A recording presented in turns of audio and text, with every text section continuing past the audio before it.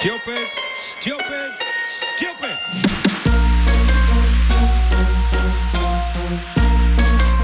What happens on the cricket ground, the players do tend to take it back to the dressing room. And within the confines of that safe sanctuary, sometimes discuss what went wrong on the ground and find ways to fix it. Sometimes they just sit there in a corner and brood. And on rare occasions, a player who doesn't fit in the team for some reason uses that same space to contemplate retirement and announce it mid-tour. And that's why the dressing room is considered a safe space, and what happens inside, a secret. It is a place where players, far away from the prying eyes of cameras and fans, can be themselves, be vulnerable. Violating that sanctity by putting out what happens in the privacy of a dressing room is considered a serious breach in all team sports.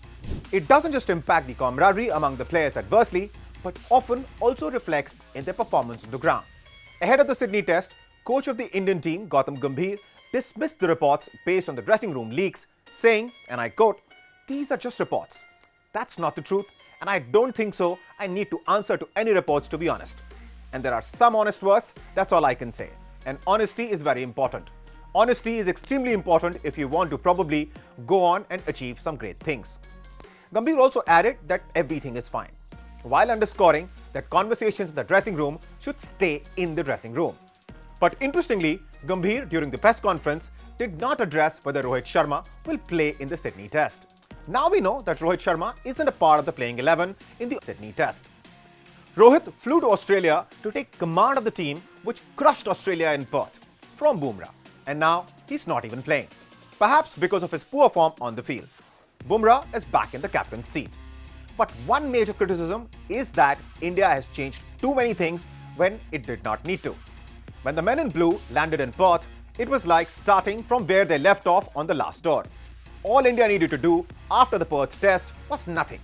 I mean, when did you last hear about a team which beat the opponent comprehensively and then changed the winning combination? It's rarely done. But then the peculiar move to replace the winning captain to accommodate an aging and out-of-form Rohit Sharma and a senior player like Virat Kohli made it seem as if all that India had to do to win was already done. Getting out on the ground and making the effort, of course, didn't seem to be a part of that plan. So instead of stomping all over the Australians who were reeling under the massive loss in Perth, the Indian team was bundled out for just 180 in the first innings, and Australia took a substantial lead with a score of 337 in response. The hosts wrapped up India's second innings at just 175. And this happened after India shattered many records in Perth. The victory margin of 295 runs is now India's biggest victory margin against Australia in Australia. After that, who could imagine the next match would be such a disaster? But it was. India lost the Melbourne Test by 7 wickets in 20.4 overs. And this was followed by leaks from the dressing room. Such a great start to the tour, eclipsed by 2 crushing defeats, led to an upheaval in the dressing room.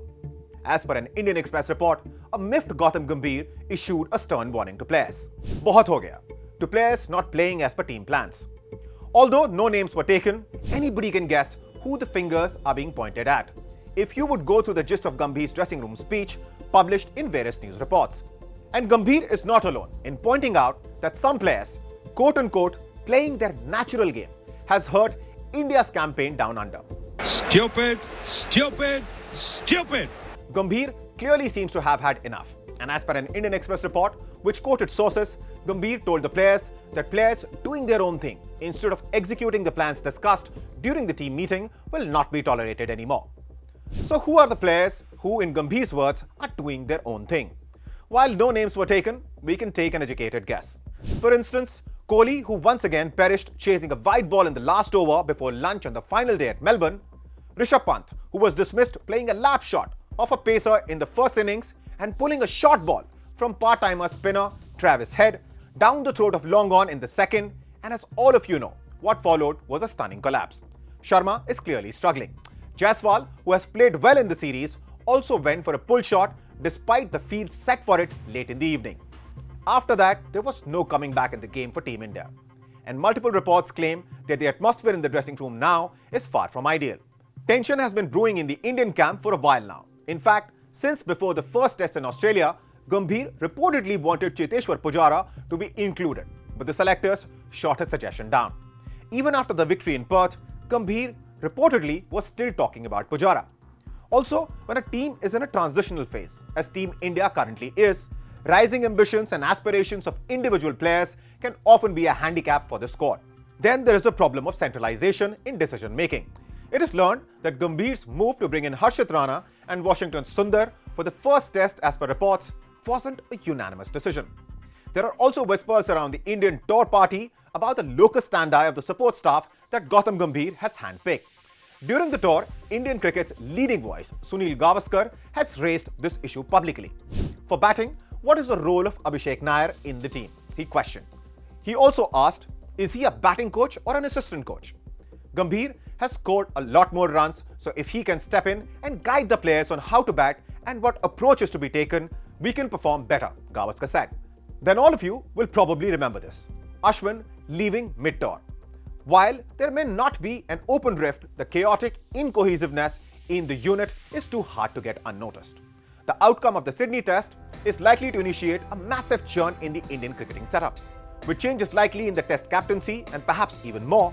So will Indian cricket be able to redeem itself? Will the BCCI manage to bring the firebrand Indian coach and senior Indian players on the same page? Which players will face the axe after the tour down under? We will wait and watch. I'm Abhishek Singh and you're watching the Hindustan Times. Thank you for watching this video. Please don't forget to like and share and to subscribe.